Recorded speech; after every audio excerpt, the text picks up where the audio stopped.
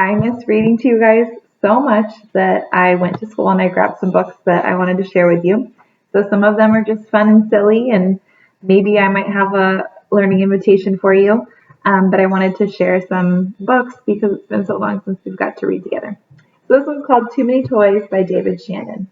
You know the book No David that you guys all love by the same author.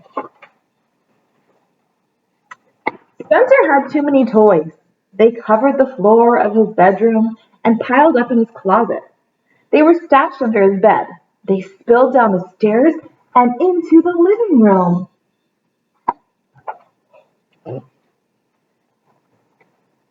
He had big toys in his backyard and little toys in the bathtub. Sometimes Spencer played with nice, quiet wooden pull toys. Other times he played with noisy, crazy electronic toys. He had puzzles, board games, and talking books that fueled his mind, and loud, jumpy, frenzied video games that fried it.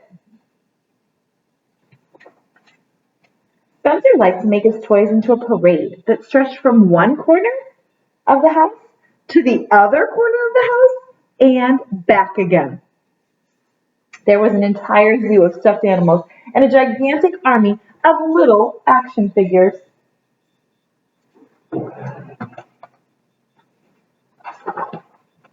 He had a fleet of planes, trains, and toy boats, and a convoy of miniature trucks and cars. Bentley's playing with a toy right now. He also had lots and lots of musical instruments, art supplies, and alien spacemen weapons.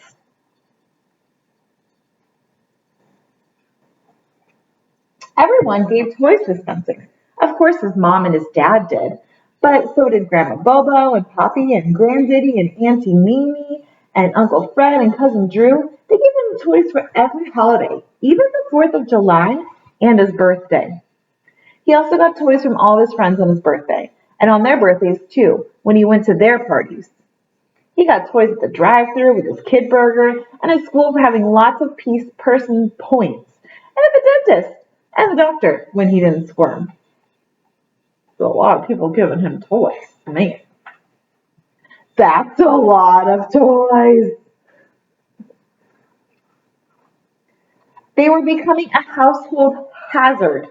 Have you ever stepped on a Lego piece in your bare feet? Or a jack? Well, it really hurts, especially if you weigh as much as Spencer's dad.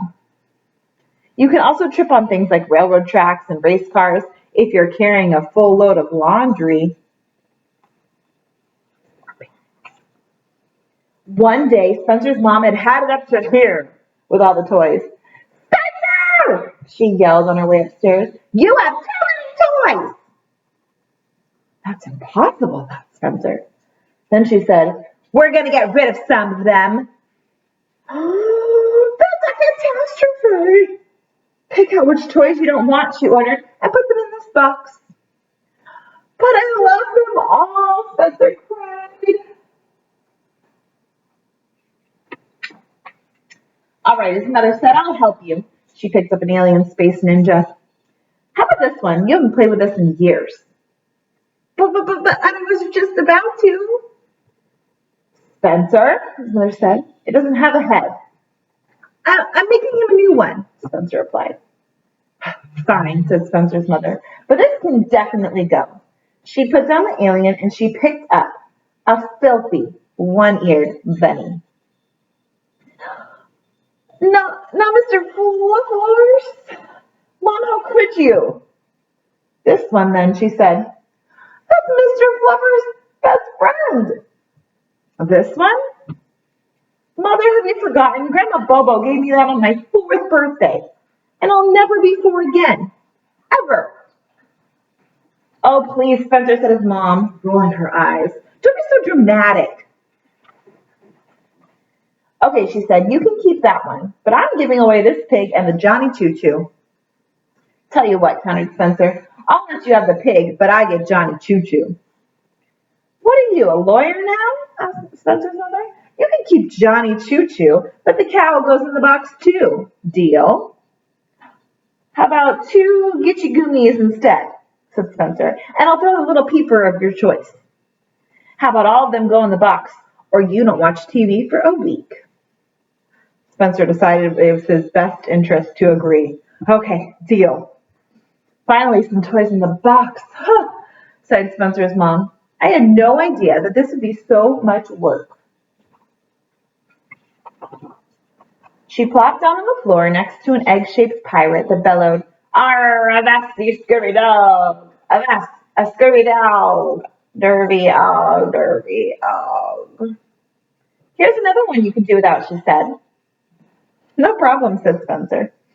His mom, she nearly fell over. What? You're going to give it up just like that? Sure, Spencer replied. That's Dad's. So Spencer and his mom went through every toy box and looked in every closet and under every bed until they had haggled and wrestled and argued over every toy in the entire house. Finally, they were finished and his mom had a cup of hot tea and a short rest. Then she went upstairs to begin loading the toys into the car. But instead of a nice, neat box of toys all ready to go, she saw a big, messy pile of toys all over the floor. Spencer! She screamed. What have you done? We had a deal. You were right, Mom, Spencer called from his bedroom. I do have too many toys. But we can't give away this box. This is the best toy ever. So I'm curious, if you have too many toys, would you ever consider finding some of the toys that you don't play with as much anymore and maybe donating them to someone who will? Maybe this is also a chance for you to clean up around the house or clean up in your room because you have too many toys. All right, see you later.